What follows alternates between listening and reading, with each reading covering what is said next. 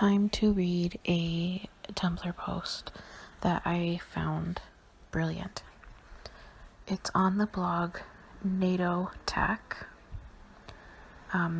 They received an anonymous message that says, "You were blogged a post about pornography from Countess Radfem, who is a huge TERF, by the way."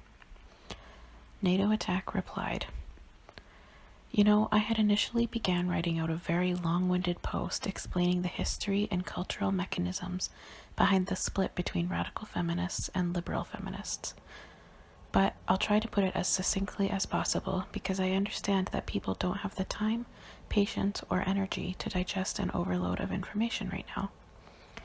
Countess Radfem is, as her username indicates, a radical feminist.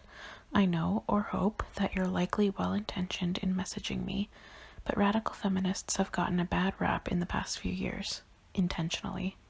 Radical simply means at the root of.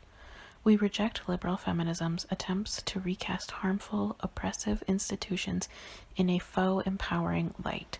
And yes, I say we because I am also a radical feminist.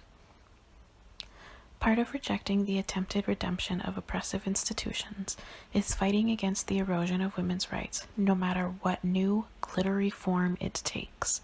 For this, many radical feminists have been labeled as TERFs, aka trans-exclusionary radical feminists. Right there, a problem immediately presents itself. Radical feminism is not trans-exclusionary because we center all female-bodied people in our feminism, regardless of gender identity. This is because female-bodied people do not have the privilege of identifying out of sex-based oppression, whether they are non-binary, trans men, or anything else. The other issue with TERF is that it has become a sort of boogeyman-type label where well-intentioned folks like yourself have been told that they should run as fast and as far in the opposite direction.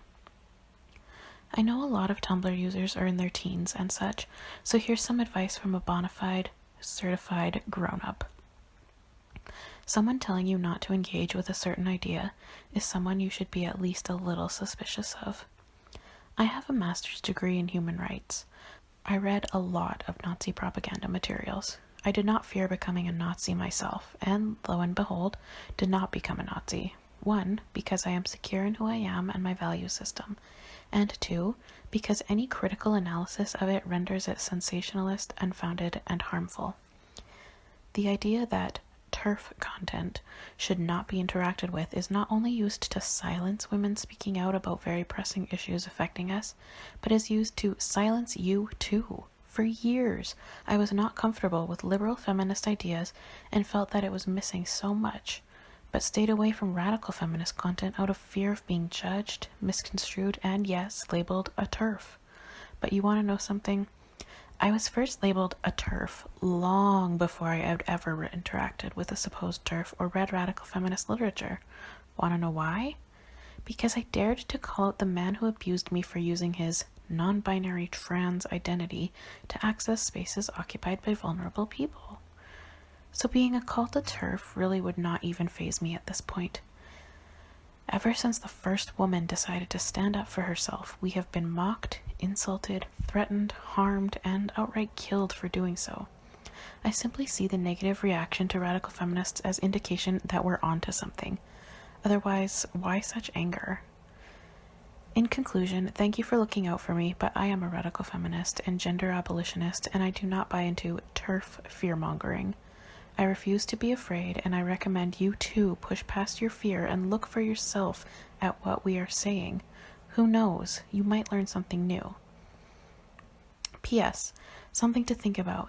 In my time interacting with TERFs on various social media platforms, I have not once seen a single one call for the discrimination, harm, or murder of any trans person, male or female. I can't say the same for those opposed to radical feminists.